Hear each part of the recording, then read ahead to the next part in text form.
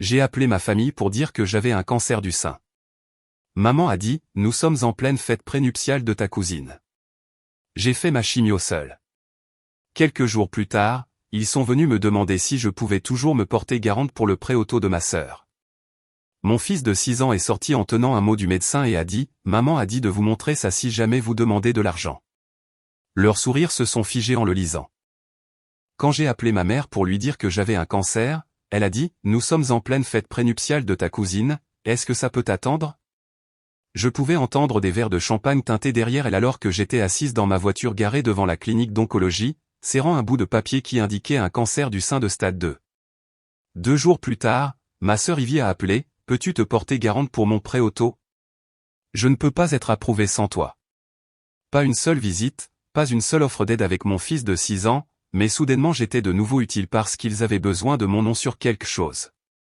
Puis est venu le jour où ils se sont tous présentés, souriant, prétendant que tout allait bien. C'est alors que mon fils Lucas a discrètement tendu à ma mère un mot du médecin plié. Maman a dit de te montrer ça si quelqu'un demandait de l'argent, a-t-il dit. À la seconde où ils l'ont lu, leurs sourires ont disparu. Je m'appelle Zara Miles, j'ai 32 ans, je suis infirmière à plein temps et mère d'un garçon de 6 ans nommé Lucas. Je vis à Cleveland dans un appartement de 2 chambres qui sent légèrement la lavande et le lysol, selon le jour. Ce n'est pas luxueux, mais c'est à nous, et dans cet espace, j'ai construit une vie autour de la constance, de l'amour et de la routine. Chaque matin commence de la même manière, je suis debout à 5h30, préparant un déjeuner que Lucas ne finira probablement pas et sortant une tenue propre pendant que je repasse ma blouse. À 6h30, j'ai coiffé ses cheveux, répondu à au moins 3 questions sur le système solaire et lui ai rappelé 2 fois de se brosser les dents. Ensuite, je le dépose à l'école, je me rends à l'hôpital et je commence 12 heures à gérer le chaos avec un visage calme. Être infirmière vous apprend à prioriser, à trier non seulement les patients, mais aussi les émotions. Vous apprenez à mettre votre douleur de côté pour plus tard, à sourire quand vous êtes fatigué, à réconforter des étrangers pendant que votre propre vie attend tranquillement au bas de la liste. C'est comme ça que je vivais, efficace, fiable, émotionnellement organisé. Je ne me plaignais pas, ni quand les factures s'accumulaient, ni quand le père de Lucas a disparu de nos vies avant son 2e anniversaire, ni même quand j'ai dû choisir entre faire réviser ma voiture ou renouveler son ordonnance pour l'asthme. Je me débrouillais. Je me suis toujours débrouillé. Si vous demandiez à ma famille, ils diraient que je suis la forte, celle qui a sa vie en main. La vérité, c'est que je n'étais pas forte parce que je le voulais, j'étais forte parce qu'il n'y avait pas d'autre option. Ma mère, Caroline, est le genre de femme qui garde les photos de famille parfaitement alignées sur sa cheminée mais ne se souvient pas de la dernière fois qu'elle m'a serré dans ses bras. Elle se soucie profondément des apparences, son amour est ordonné et conditionnel. C'était une mère au foyer qui croyait à la discipline, à l'image et au silence lorsque les choses devenaient inconfortables. Mon père, Reed, vit dans son ombre. Il est gentil, silencieux, le genre d'homme qui propose de réparer votre évier au lieu de vous demander comment va votre cœur. En grandissant, il était là physiquement, mais émotionnellement, il s'en remettait à ma mère pour tout. Et puis il y a Ivy, ma sœur cadette. Ivy est belle, impulsive et magnétique. C'est le genre de personne qui sait comment charmer une pièce, puis demander discrètement de l'argent dans le couloir. Elle a abandonné le collège communautaire, a essayé 3 carrières différentes en 4 ans et a quand même réussi à atterrir dans un nouvel appartement chaque fois qu'elle manquait d'argent. Devinez qui l'a aidé à obtenir ces baux? Moi. J'ai sorti Ivy de toutes sortes de situations, des contraventions de stationnement impayées aux coupures d'électricité. Mes parents appelaient ça « aider ta sœur », mais j'ai commencé à réaliser que c'était toujours une transaction à sens unique. Quand j'avais besoin de soutien pendant mes études d'infirmière, avec un nouveau-né, personne n'a proposé de garder les enfants. Quand je faisais des gardes doubles et que je m'endormais assise, ils me disaient que je devais mieux gérer mon temps. Pourtant, je continuais à me présenter, anniversaire, vacances, urgences. J'étais la fille fiable, la sœur sur qui on pouvait compter, celle qui se souvenait des rendez-vous de tout le monde, achetait des cadeaux de dernière minute et conduisait 3 heures sous la neige pour assister à une fête prénatale pour laquelle personne ne m'a même remercié. Lucas est devenu ma raison de tout. Il m'apportait de la joie d'une manière que personne d'autre ne pouvait. Il n'attendait pas la perfection, il voulait juste que je sois présente. Son amour était simple et plein, et il n'a jamais eu à gagner le mien. Le jour où j'ai trouvé la grosseur dans mon sein gauche, j'étais sous la douche, me préparant pour le travail. Elle semblait petite, ferme, étrangère. J'ai essayé de me convaincre que ce n'était rien, peut-être un kyste, peut-être le stress, mais je savais mieux. J'ai pris rendez-vous pour un examen pendant ma pause déjeuner et n'en ai parlé à personne. Non pas parce que j'avais peur du diagnostic, j'avais peur du silence qui pourrait suivre. Quand l'appel est venu confirmant que c'était un cancer, je n'ai pas pleuré. J'ai pris une profonde inspiration, j'ai regardé Lucas colorier à la table de la cuisine et je me suis dit que je trouverais une solution. Je suis resté assise dans ma voiture pendant 15 minutes avant de composer le numéro de ma mère. Je voulais entendre sa voix, sentir que quelqu'un me soutenait. Mais quand elle a décroché, son ton était pressé. « Nous sommes en pleine fête prénuptiale de Molina », a-t-elle dit. « Est-ce que ça peut attendre ?» Je ne lui ai pas dit. J'ai juste dit « bien sûr » et j'ai raccroché. J'ai su à ce moment-là que je ne rappellerai pas. Pas ce soir-là. Peut-être jamais. Après avoir raccroché avec ma mère, je suis resté assise dans ma voiture, la ceinture de sécurité toujours bouclée, et j'ai regardé la rue. J'ai regardé les gens passer avec des sacs de courses et des tasses de café, continuant leur vie normale alors que la mienne venait de basculer dans quelque chose d'inconnaissable. Ce n'était pas seulement le mot « cancer » qui me hantait, c'était la prise de conscience que je n'avais personne à qui le dire, personne pour s'asseoir à côté de moi, personne qui voyait la tempête arriver. Le lendemain, je suis allé travailler. J'ai gardé ma routine. J'ai préparé le petit déjeuner pour Lucas. J'ai préparé son déjeuner. Je l'ai serré 2 fois dans mes bras avant qu'il n'entre dans sa classe. À l'hôpital, j'ai vérifié les signes vitaux, rassuré les patients, pris des notes et souri lorsque le superviseur de garde est passé. Non pas parce que j'allais bien, mais parce que je ne savais pas comment faire autrement. Ce soir-là, après que Lucas se soit endormi, j'ai ouvert mon ordinateur portable et j'ai commencé à rechercher des plans de traitement. L'écran brillait de mots comme « invasif »,« chimiothérapie »,« radiothérapie » et « taux de survie ». Je n'ai pas pleuré. J'ai fait une liste, médecin à appeler, jours que je pouvais prendre, à qui je pourrais demander de l'aide. Mais cette dernière colonne est restée vide. J'ai essayé d'appeler mon père. Il a répondu, mais je pouvais entendre la télévision en arrière-plan et l'hésitation silencieuse familière dans sa voix. « Salut papa, je fais face à quelque chose. On peut parler ?» Il y a eu une pause. « Ce n'est pas le meilleur moment, ma chérie. Le match des Browns vient de commencer. Je peux te rappeler après. » Je lui ai dit que c'était bon et j'ai raccroché. Au cours des jours suivants, j'ai eu ma première consultation en oncologie, un scanner et des analyses de sang, seul. Chaque formulaire que je remplissais demandait un contact d'urgence. J'ai mis le nom d'une collègue, Renée, que je connaissais à peine mais qui m'avait une fois apporté de la soupe quand j'avais la grippe. Voilà à quel point la barre était tombée bas. J'ai commencé la chimio la semaine suivante. L'infirmière a inséré la perfusion et a souri doucement. « Avez-vous quelqu'un qui vous attend dans le hall ?» J'ai secoué la tête. Elle m'a regardé plus longuement, puis s'est détournée pour régler la machine. Mon corps a changé plus vite que je ne m'y attendais. J'avais des nausées, des vertiges et j'étais épuisé d'une manière que je ne pouvais pas expliquer. J'ai perdu l'appétit. Mes cheveux ont commencé à tomber par touffes, alors je les ai rasés avant que Lucas ne puisse voir le pire.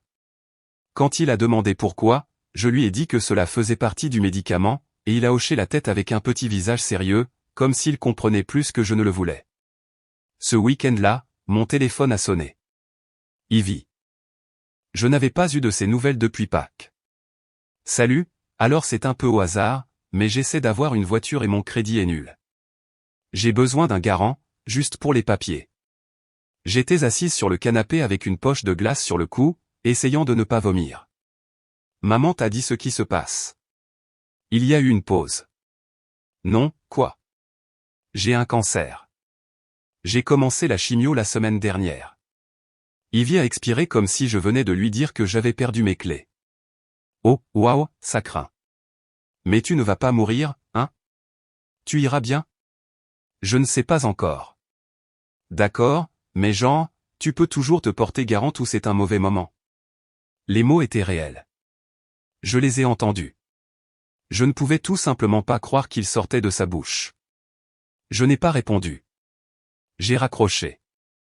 Le lendemain matin, j'ai trouvé Lucas assis à table, tenant un crayon et écrivant quelque chose sur un morceau de papier plié.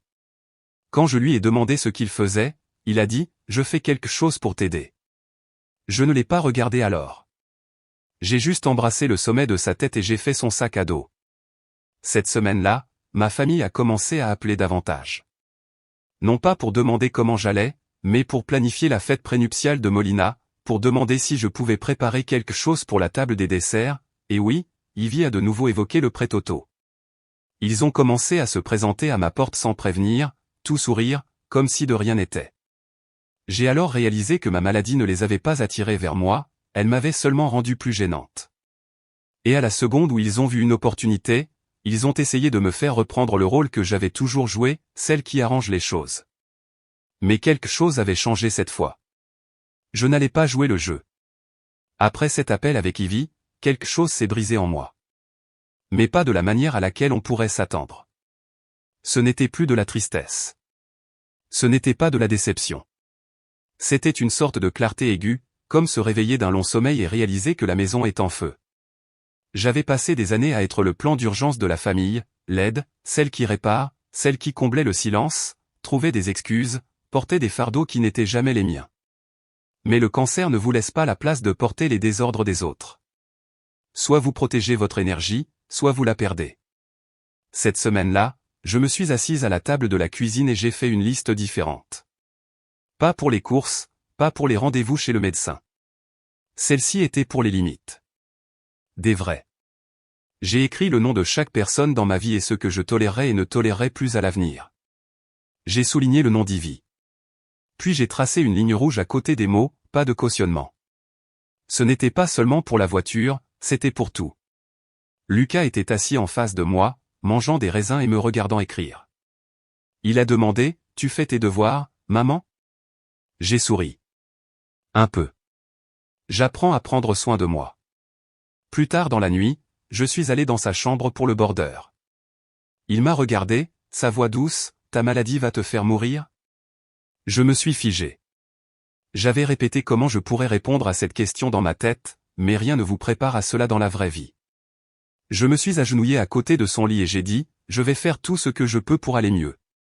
C'est pourquoi je prends tous les médicaments, même s'ils me rendent malade. » Il a hoché la tête et a remonté sa couverture jusqu'à son menton. « D'accord.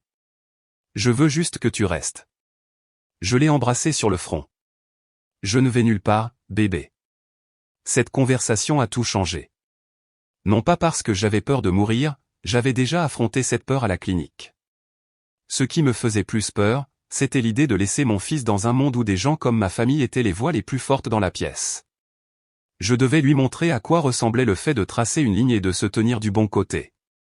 J'ai appelé ma thérapeute le lendemain et j'ai demandé à avancer ma prochaine séance. Nous avons parlé de culpabilité, de la façon dont les femmes, en particulier les mères, en particulier les filles, apprennent que l'amour ressemble à de l'endurance, que nous sommes censés continuer à donner même lorsque cela nous vide. Elle a dit, « Vous avez le droit de changer les règles lorsque les anciennes ont été écrites sans votre consentement. » Cela m'a marqué.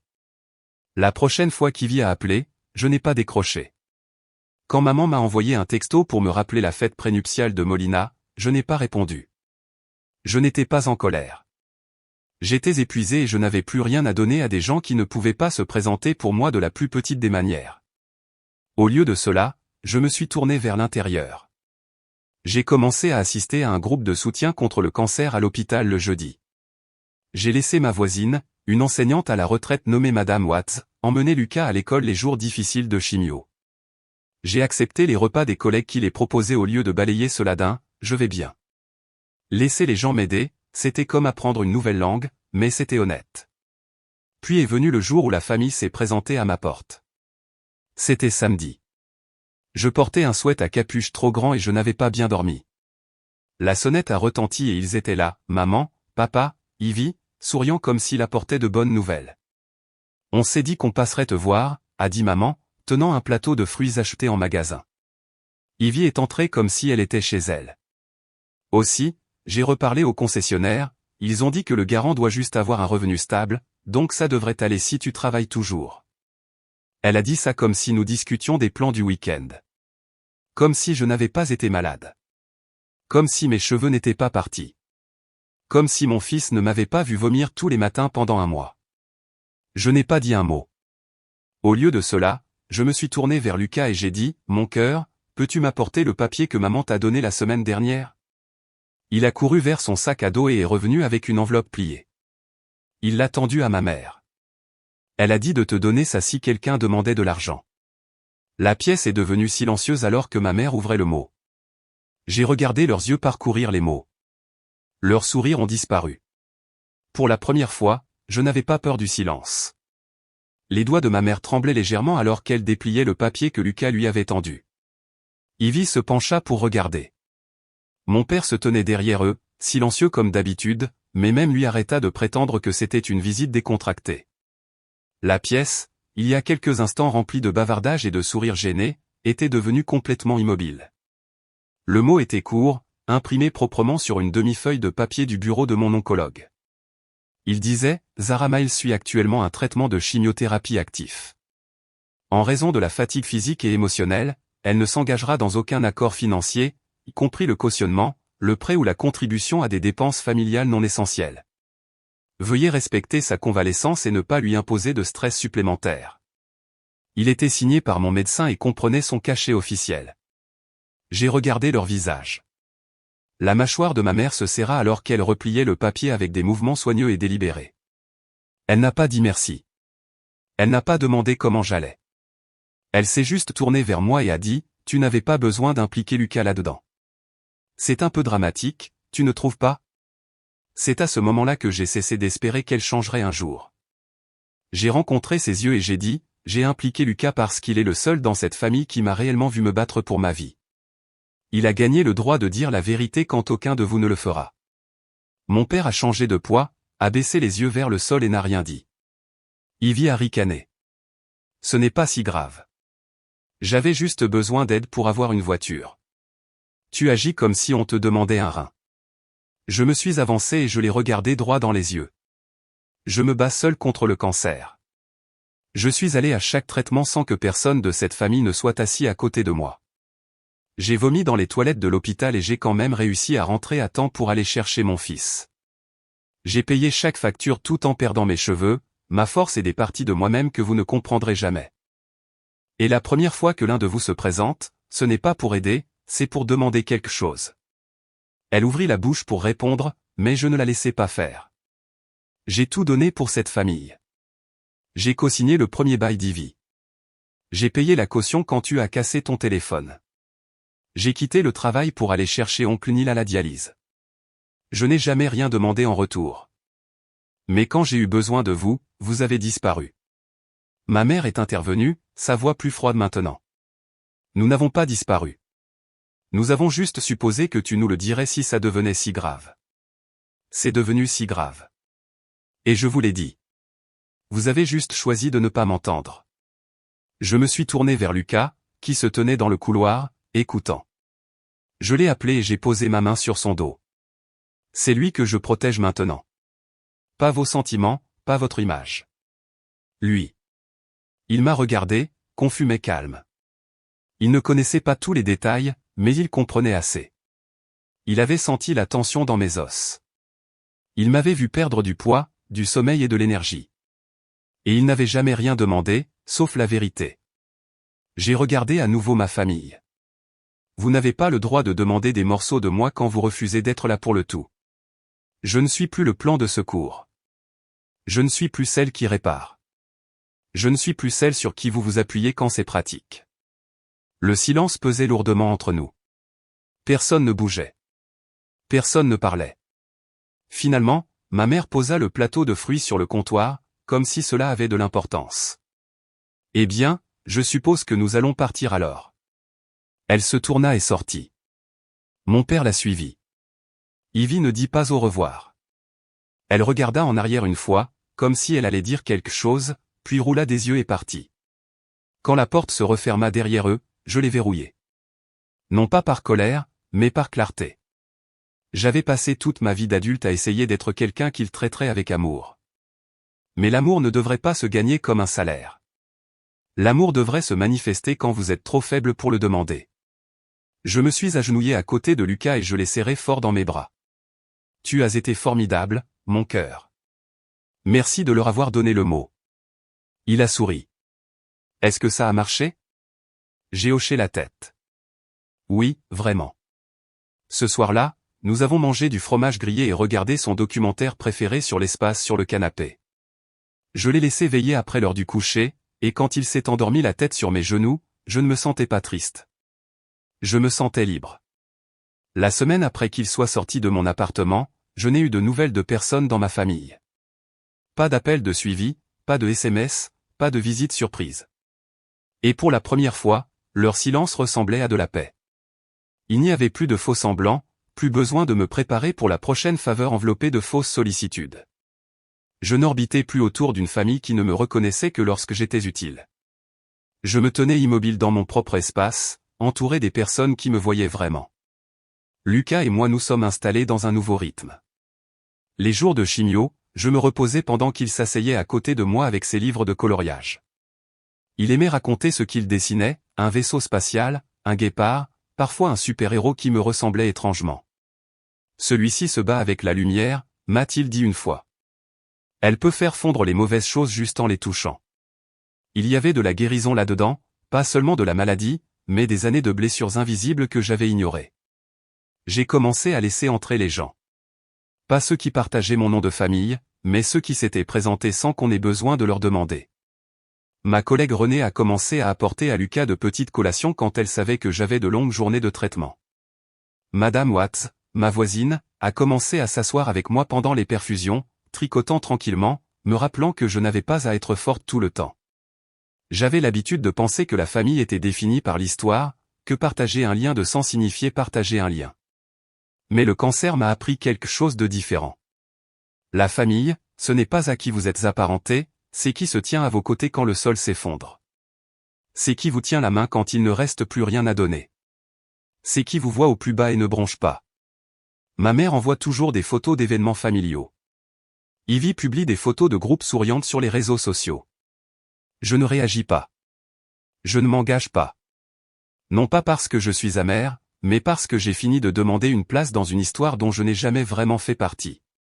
Il y a encore des jours difficiles. Mon corps ne récupère plus comme avant. Certains matins, je me réveille et il me faut tout pour me lever, me brosser les dents et faire semblant de me sentir normal. Mais même dans la lutte, il y a un sentiment de force que je n'avais pas auparavant. Pas le genre qui se construit sur l'endurance, mais le genre qui grandit à partir de la clarté. Je sais ce que je permettrai et ne permettrai pas. Je sais sur qui je peux compter. Et je sais que survivre signifie plus que simplement rester en vie. Cela signifie se choisir soi-même, même quand c'est inconfortable, même quand cela vous coûte des relations que vous pensiez autrefois permanentes. Lucas est devenu mon miroir. Il observe tout, comment je parle, comment je fixe des limites, comment je protège ma paix. Il m'a demandé une fois pourquoi je ne voyais plus grand-mère ou tante Ivy. Et je lui ai dit la vérité, d'une manière qu'il pouvait comprendre. Parfois, les gens t'aiment d'une manière qui fait mal. Et quand cela arrive, c'est normal de s'éloigner pour pouvoir guérir. Il a hoché la tête, puis a demandé si nous pouvions aller au parc. C'est ce que font les enfants, ils absorbent la vérité et continuent d'avancer. Un après-midi, après un rendez-vous de suivi où j'ai appris que mes scanners étaient clairs, j'ai emmené Lucas manger une glace. Nous nous sommes assis sur un banc sous le soleil de fin d'été, regardant les gens passer. Il s'est appuyé contre moi, collant et souriant, et a dit « Je t'aime mieux maintenant ». J'ai ri. Que veux-tu dire ? Tu n'as plus l'air fatigué. J'ai senti les larmes monter mais ne les ai pas laissées couler. Il avait raison. Je ne me sentais plus fatigué, pas de la manière dont j'avais l'habitude. Je me sentais légère, éveillée. Ce n'était pas seulement la fin d'une bataille contre le cancer, c'était le début de quelque chose d'autre. Une vie où je ne suis plus petite dans ma propre histoire, où ma valeur n'est pas mesurée par ce que je donne aux autres, mais par la façon dont je protège ce que j'ai construit pour moi-même et mon fils. Si vous regardez ceci et que vous vous êtes déjà senti comme la personne fiable, celle qui est toujours forte, toujours disponible, je veux que vous entendiez ceci, vous avez le droit de tracer une ligne. Vous avez le droit de choisir la paix. Vous ne devez l'accès à votre vie à personne simplement parce qu'il partage votre ADN. Guérir, ce n'est pas seulement aller mieux. Parfois, c'est s'éloigner. Et parfois, la chose la plus courageuse que vous puissiez faire est d'arrêter d'ouvrir la porte. Si cette histoire vous a touché, si elle vous a rappelé quelque chose que vous avez vécu ou quelque chose que vous essayez encore de guérir, je veux que vous sachiez que vous n'êtes pas seul. La force ne signifie pas le silence, et s'éloigner de ce qui vous brise n'est pas de la faiblesse, c'est du courage. Si vous avez trouvé de la valeur dans cette histoire, veuillez aimer la vidéo afin qu'elle atteigne d'autres personnes qui pourraient avoir besoin de l'entendre. Partagez-la avec quelqu'un que vous aimez ou quelqu'un qui a besoin qu'on lui rappelle qu'il est normal de choisir la paix plutôt que l'obligation. J'aimerais connaître vos pensées. Si vous avez vécu quelque chose de similaire ou si vous voulez simplement partager votre propre tournant, laissez un commentaire ci-dessous. Je lis tout le monde. Et si des histoires comme celle-ci vous parlent, abonnez-vous à la chaîne et activez la cloche de notification pour ne jamais manquer ce qui va suivre. Cet espace est pour nous tous qui avons traversé les batailles silencieuses. Vous êtes les bienvenus ici. Merci d'avoir regardé. Prenez soin de vous. Vous comptez.